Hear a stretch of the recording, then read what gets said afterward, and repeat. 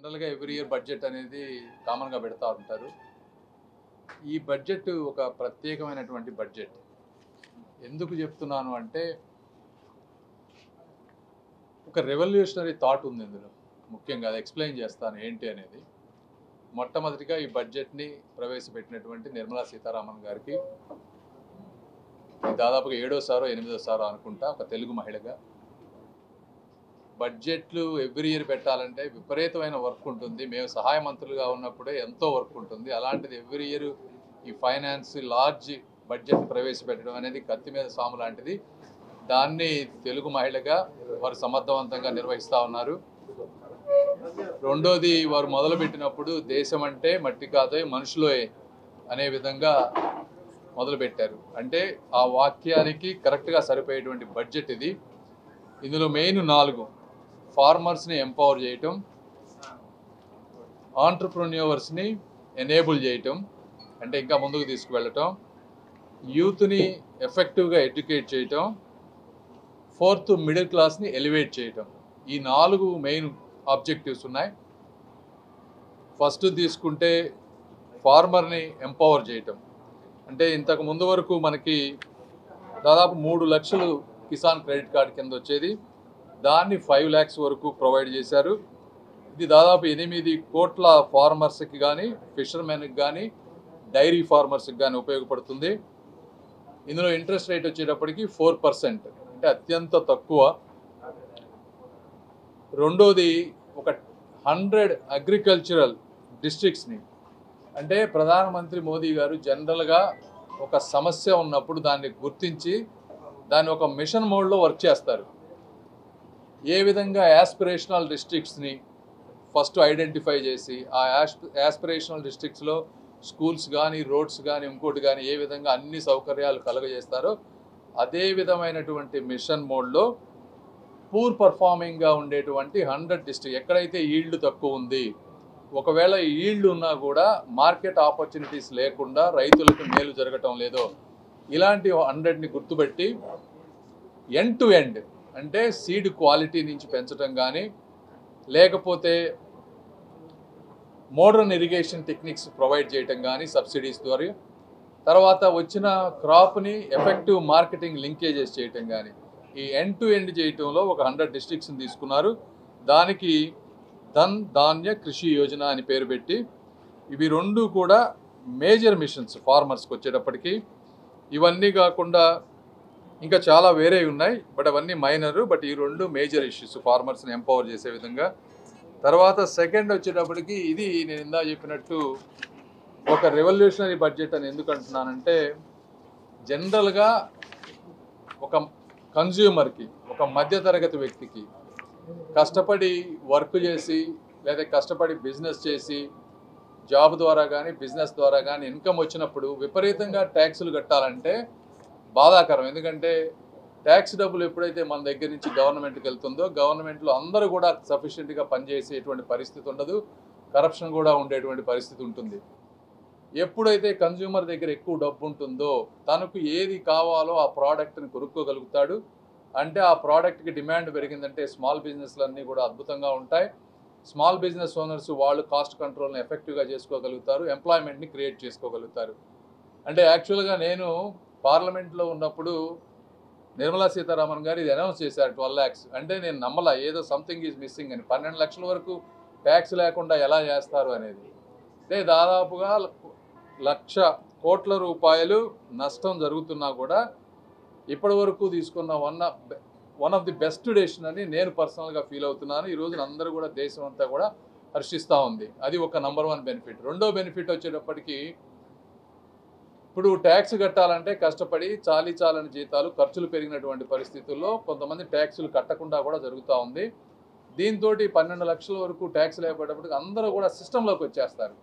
సిస్టంలోకి వచ్చినప్పుడు ఆటోమేటిక్గా కరప్షన్ కానీ, ఇంకోటి డైవర్షన్స్ కానీ అన్నీ కూడా ఈవెన్చువల్గా తగ్గిపోతాయి. ఇవి లాంగ్ టర్మ్గా ఒక అద్భుతమైనటువంటి ప్రణాళిక. దీనికి ప్రధానమంత్రి మోదీ గారిని, నిర్మలా సీతారామన్ గారిని అందరినీ కూడా అభినందించాల్సినటువంటి విషయం.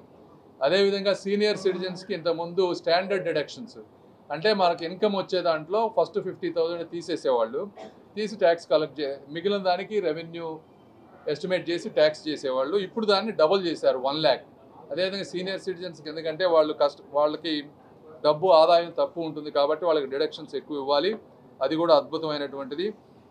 అదేవిధంగా ఈ ట్యాక్స్లు ఒకప్పుడు ట్యాక్స్ అంటే జనరల్గా అందరూ భయపడతారు. ట్యాక్సెస్ అంటే ఎవరో ఐటీ వాళ్ళు మన ఇంటికి వస్తారో ఉన్నది లేని చెప్పి ట్యాక్స్లు కట్టమంటారో డబ్బులు అడుగుతారని ఇవన్నీ తీసేసి ఒక సిస్టమేటిక్గా అంతా ఐటీలో ట్రాన్స్ఫర్ చేసుకుంటూ వచ్చారు. ఈ కంప్లైన్స్ను కూడా ఇంకా ఈజ్ చేశారు. ఇంతకుముందు 2 సంవత్సరాలకి లోపు మీరు ట్యాక్స్ రిటర్న్స్ ఫైల్ చేయాలి అంటే దీన్ని 4 సంవత్సరాలు చేశారు. ఎందుకు చేశారంటే ఇంకా ఎక్కువ టైం ఇస్తున్నారు. మనం ఒక వ్యక్తి మీద అపనమ్మకంతో మొదలవ్వకూడదు. ఒక వ్యక్తి మీద నమ్మకంతో ఒక ట్రస్ట్ తోటి ప్రజల్ని ముందుకు తీసుకువెళ్ళాలనేటువంటి ఒక గొప్ప ఉద్దేశం. ఇదేం చేస్తుందంటే ముందు ప్రతి ఒక్కరిని నీతి నిజాయితీగా మార్చేటువంటి ఒక వికసిత్ భారత్, ఒక డెవలప్డ్ నేషన్ ఉండాలంటే ఈరోజు అమెరికా కానీ ఇంకో కంట్రీలో పోతే ముందు మనం ఒక మనిషిని సస్పెక్ట్ చేయం. అక్కడ నమ్ముతాం. ఫస్ట్ నమ్మి ఎక్కడన్నా తప్పు జరిగితే అదేదో రేర్గా ఉంటుంది. అలాంటి సిచ్యువేషన్ ఇండియాలో రావాలి అంటే ఇలాంటి మార్పులు వచ్చినప్పుడు మాత్రమే కూడా ప్రజల్లో ఒకరిపై ఒకరికి నమ్మకం కలుగుతుంది. ఇది కూడా చాలా దూరదృష్టితో చేసినటువంటి ఒక గొప్ప ప్రణాళిక. తర్వాత 4వది ఇప్పుడు ఈ మధ్య రేర్ డిసీజెస్ ఉన్నాయి. చాలా రేర్ డిసీజెస్ లేకపోతే భయంకరమైన క్యాన్సర్స్ ఇవన్నీ ఎక్కువ వస్తూ ఉన్నాయి. వీటన్నిటికీ ఇండియాలో మంచి మందులు లేవు. ఇవి కొనుక్కోవాలంటే విపరీతమైన కాస్ట్ అయిపోతూ ఉంది. వీటన్నిటిని కూడా దాదాపుగా 36 లైఫ్ సేవింగ్ డ్రగ్స్ అన్నిటికీ కూడా ఇంపోర్ట్ ట్యాక్స్ ఆల్మోస్ట్ 0 చేసేసారు. కాబట్టి ఎక్కడన్నా ఇంపోర్ట్ చేసుకోవాలంటే చాలా మంచిది. అంటే ఇంత చిన్న విషయాన్ని కూడా అంత పెద్దగా ఆలోచించి ఒక పాలసీలో తీసుకురావటం. అదేవిధంగా కస్టమ్స్లో దాదాపుగా 7 12 ఉన్నట్టున్నాయి సెస్ మీద సెస్. వీటన్ని దాదాపుగా 7 టారిఫ్ రేట్స్ అన్నిటిని కూడా ఎలిమినేట్ చేసేసి సింప్లిఫై చేసి అంటే ఎక్కువ ఉండేకుండా ఏమవుతుంది, ఎక్కువ కరప్షన్ ఛాన్స్ ఉంటుంది, ఎక్కువ మంది అధికారులు ఇన్వాల్వ్ అయ్యేటువంటి పరిస్థితి. ఒక్కొక్కసారి 1 year పడుతుంది ఏదైనా ఇంపోర్ట్ చేసుకోవాలి. ఇవన్నీ కూడా ఎలిమినేట్ చేసి ఒక వికసిత్ భారత్కు వెళ్ళే విధంగా చేయటం అనేది కూడా అద్భుతమైనది. 3వ విషయం వచ్చేటప్పటికి ఆంటర్ప్రెన్యూర్స్ని ఎనేబుల్ చేయటం. ఆంటర్ప్రెన్యూర్స్ని ఎనేబుల్ చేయటం అంటే ఇందులో 2 ఉన్నాయి. 10 లక్షల మందికి up to 5 lakh credit cards ఇవ్వటం. అంటే వాళ్ళకి మంత్లీ గబక్కన ఏదన్నా క్యాపిటల్ కావాలంటే అక్కడ ఇక్కడ ఎక్కువ వడ్డీలకు తీసుకోకుండా క్రెడిట్ కార్డ్ పెట్టుకొని 5 లక్షల లోపు తీసుకొని వచ్చే విధానం కానీ, అదేవిధంగా ఇంకా కొద్దిగా నెక్స్ట్ లెవెల్ ఆంటర్ప్రెన్యూర్స్ ఉన్నారనుకోండి, వీళ్ళని ఒక 5 లక్షల మందిని ఐడెంటిఫై చేసి వాళ్ళకి ఒక్కొక్కళ్ళకి 2 కోట్ల రూపాయల వరకు కూడా సెక్యూరిటీ కొలాటరల్ లేకుండా లోన్ ఇవ్వటం. ఎందుకు అంటే ఈ రోజున ఎంప్లాయ్మెంట్ క్రియేట్ అవ్వాలంటే కేవలం గవర్నమెంట్ ఎంప్లాయ్మెంట్ మాత్రమే ఎంప్లాయ్మెంట్ క్రియేట్ అవ్వదు. ప్రైవేట్ ఆంటర్ప్రైజెస్ అన్నీ కూడా ఎనేబుల్ అయినప్పుడు మాత్రమే కూడా ఎంప్లాయ్మెంట్ విపరీతంగా క్రియేట్ అవుతుంది. ఆ విధంగా 2 కోట్ల రూపాయల వరకు, ముఖ్యంగా ఇందులో ఎస్సీ ఎస్టీ వెనుకబడిన తరగతుల వారందరికీ కూడా అప్ టు 2 crores అనేది 5 లక్షల మందికి చేయటం అనేది ఒక అద్భుతమైనది. అదేవిధంగా ఆల్రెడీ బిజినెస్లు ఉండి సక్సెస్ఫుల్గా ఉండి టర్నోవర్ పెరుగుతున్నాయి ఉన్న వాళ్ళందరికీ కూడా ఇంతకుముందు 10 కోట్ల వరకు లోన్ వచ్చేది క్రెడిట్ గ్యారంటీ తోటి, దాన్ని డబుల్ చేశారు. అగైన్ ఏంటంటే మీరు ఒక స్టెప్ ముందుకు వస్తే గవర్నమెంట్ ఆఫ్ ఇండియా 2 స్టెప్పులు ముందుకు వెళ్ళి మిమ్మల్ని సపోర్ట్ చేసి భారతదేశాన్ని ఒక మ్యానుఫ్యాక్చరింగ్ హబ్గా చేయాలనేటువంటి మోదీ గారి ఆలోచనతో వచ్చినటువంటి పథకం. సో ఈ విధంగా అంటే ఇవి ఫుట్వేర్కి కానీ, లెదర్ ఇండస్ట్రీస్కి కానీ, టాయ్ మ్యానుఫ్యాక్చరింగ్ కానీ ఇట్లా మల్టిపుల్ వాటికి ఆంటర్ప్రినర్స్కి ఉపయోగపడేటువంటి అవకాశం ఉంది. తర్వాత 4వ విషయం యూత్ ఎంపవర్మెంట్. యూత్ ఎంపవర్మెంట్ అంటే లాంగ్ టర్మ్గా మనం అభివృద్ధి చెందిన దేశాలతో పోటీ పడాలంటే సిటిజన్స్ అందరూ కూడా ఎడ్యుకేట్ అవ్వాలి. ఎడ్యుకేట్ కూడా నెక్స్ట్ జనరేషన్ స్కిల్స్తో పోటీ పడాలి. ఇవన్నీ అయినప్పుడు మాత్రమే మనం ఒక 20-30 సంవత్సరాల్లో నంబర్ 1 నంబర్ 2 కంట్రీగా ప్రపంచంలో ఉండగలం. దాదాపు 50,000 అటల్ టింకరింగ్ ల్యాబ్స్ అంటే ప్రతి స్కూల్లో కూడా రీసెర్చ్కి సంబంధించినవి కానీ, ల్యాబ్ ఎక్స్పెరిమెంట్స్కి కానీ, రోబోటిక్స్కి కానీ, ఏఐకి సంబంధించినటువంటి అన్నీ కూడా స్కూల్స్లో పెడితే అప్పటి నుంచే వాళ్ళకు ఒక డిఫరెంట్మైనటువంటి ఆలోచనలతోటి ముందుకు వెళ్తారనేది. అదేవిధంగా ఏఐ సెంటర్ ఆఫ్ ఎక్సలెన్స్ 500 కోట్ల రూపాయలతోటి దాన్ని కూడా ఇనిషియల్ స్టెప్ తీసుకొని తయారు చేయటం. ఉన్న మెడికల్ సీట్స్ని ఇంకో 10,000 పెంచడం. అదేవిధంగా R&D రీసెర్చ్ అండ్ డెవలప్మెంట్కి 20,000 కోట్ల రూపాయలు అలొకేట్ చేశారు. ప్రతి సెగ్మెంట్లో కూడా రీసెర్చ్ అండ్ డెవలప్మెంట్ చేసినప్పుడు మాత్రమే మనం ఎక్కువ ఇంపోర్ట్ చేయకుండా మనంతా మనం తయారు చేసుకోగలుగుతాం. మా టెలికామే ఉంటే ఇప్పటి వరకు 2G 3G 5G 4G అన్నీ కూడా ఇంపోర్ట్ చేసుకునేటువంటి పరిస్థితి. 1990 నుంచి టెలికాం రిఫార్మ్స్ వస్తే 25 సంవత్సరాలుగా మొట్టమొదటిసారిగా BSNL నష్టపోయినా పర్వాలేదు, మనం 4G కంపల్సరీగా మనం ఓన్గా తయారు చేసుకోవాలని మోదీ గారు పట్టుబడి ఈ రోజున 4G దాదాపుగా 80,000 టవర్లు ఇండియా మొత్తం కూడా పెట్టేటువంటి పరిస్థితికి వచ్చాం. అయితే చిన్న చిన్న ఇష్యూస్ ఉన్నాయి, అవన్నీ 2-3 నెలల్లో సాల్వ్ చేస్తాం. అద్భుతంగా తయారవుతుంది. ఒకటి ఇన్నోవేట్ చేయాలంటే ఒక్కొక్క కంట్రీకి 10 సంవత్సరాలు పడితే మన వాళ్ళు 2 సంవత్సరాల్లో చేయగలిగారు. ఈ 20,000 కోట్ల రూపాయల R&D ఎక్స్పెండిచరు అంటే డిఫరెంట్ అక్కడ 500 అక్కడ 1000 అక్కడ 500 ఎక్కడెక్కడైతే స్ట్రాటజిక్గా భారతదేశానికి డిఫెన్స్ కానీ న్యూక్లియర్ రియాక్టర్స్ కానీ అవసరమో వాటన్నిటిలో కూడా 20,000 కోట్ల రూపాయలతో పెట్టి మనం కూడా రీసెర్చ్లో ముందుంటాము, ఇన్నోవేషన్లో ముందుంటాము అనేటువంటి ఒక పక్కా ప్రణాళికతో లాంగ్ టర్మ్ వెళ్తూ ఉన్నారు. ఇవన్నీ కాకుండా ఇంకా చాలా ఉన్నాయి. ఇప్పుడు సపోజు ఈ జల్ జీవన్ మిషన్ ఉంది.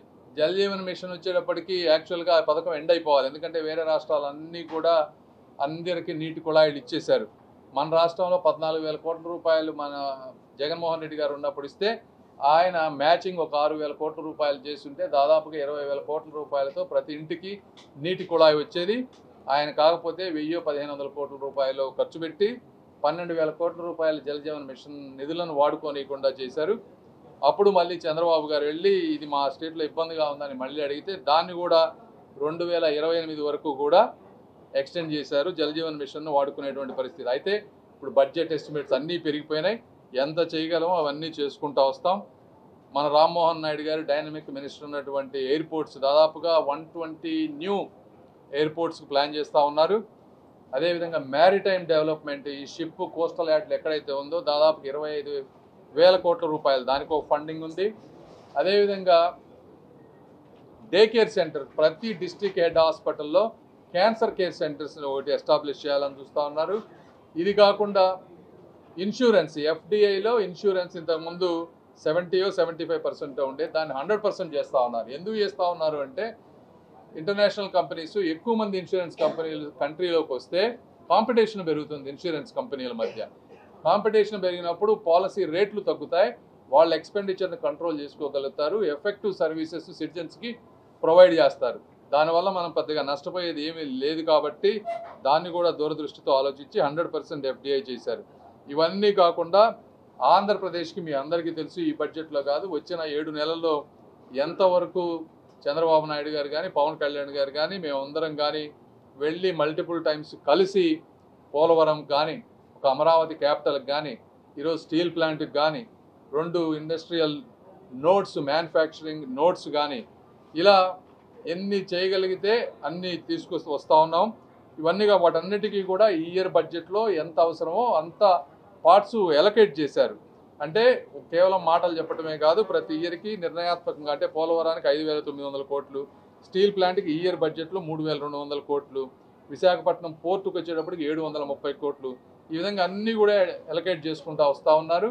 ఇవన్నీ కాకుండా కేంద్ర మంత్రులు కానీ ఎంపీలు కానీ ఇండివిజువల్గా చాలా ప్రాజెక్ట్స్ ఉన్నాయి. మనం అన్ని కనుక ఎఫెక్టివ్గా DPRలు చేసుకొని కేంద్ర మంత్రుల దగ్గర కనుక కూర్చొని వాటిని కనుక శాంక్షన్ చేయించుకోగలిగితే ఇంకా చాలా అద్భుతమైనవి వస్తాయి. ఉదాహరణకు చెప్తా ఉన్నాం, మేము గండికోట టూరిజం ప్రాజెక్ట్ ఒకటి తీసుకొచ్చాం 80 కోట్ల రూపాయలు పెట్టి. అదేవిధంగా బాపట్లలో సూర్యలంక ప్రాజెక్ట్ అని బీచ్ ప్రాజెక్టు 100 కోట్లు పెట్టి నిన్నే నేను షెకావత్ గారికి ప్రాజెక్ట్ సబ్మిట్ చేసాం, వారు కూడా ఇస్తా అన్నారు. ఈ విధంగా అదేవిధంగా railway over bridges under bridges 70 railway stations అన్నింటినీ కూడా ఈరోజు మోడర్నైజ్ చేసేటువంటి పరిస్థితి. అదేవిధంగా రైల్వే ట్రాక్లు ట్రిప్లింగ్ డబులింగ్ చేయటం, కొత్త రైల్వే లైన్లు 8 వందే భారత్ లైన్లు, ఈ విధంగా ఎక్కడ అవకాశం వస్తే అక్కడ మీరు చూస్తే గత 5 సంవత్సరాల్లో ఆంధ్రప్రదేశ్కి ఈ విధంగా వర్క్ చేసినటువంటి ఒక చరిత్ర కానీ ఒక ఎఫర్ట్ కానీ ఎక్కడా లేదు. కాబట్టి ప్రజలందరూ కూడా అర్థం చేసుకోవాలి. ఒకళ్ళు ఇద్దరు మాట్లాడారు ఏమొచ్చింది ఆంధ్రప్రదేశ్కి ఈ బడ్జెట్లో అని. 7 నెలల్లో ఇంతగా చేసినటువంటి పరిస్థితి ఎక్కడా లేదు. గత 4-5 నెలల క్రితం ఏదైతే అనౌన్స్ చేశారో అవన్నీ బడ్జెట్ అలొకేషన్స్ ఎవ్రీ ఇయర్ చేసుకుంటూ ఈ అడిషనల్ ప్రాజెక్ట్స్ అన్నీ కూడా చేసుకుంటూ ముందుకు వెళ్ళేటువంటి పరిస్థితి. కాబట్టి మోదీ గారికి, ఎన్డీఏ ప్రభుత్వానికి, కేంద్ర మంత్రులకి అందరికీ కూడా మరొకసారి ధన్యవాదాలు తెలుపుతా ఉన్నాను. Thank you.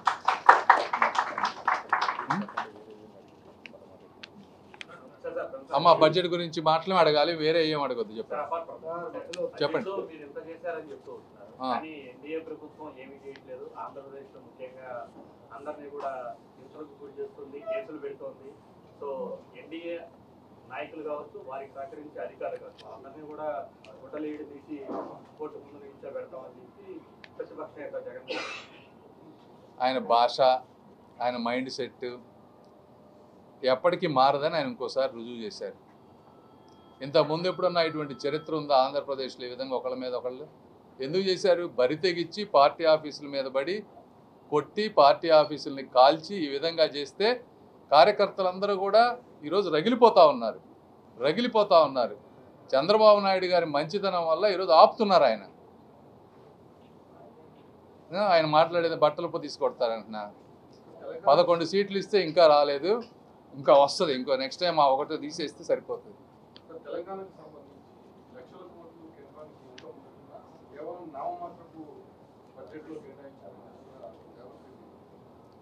రేవంత్ రెడ్డి గారా?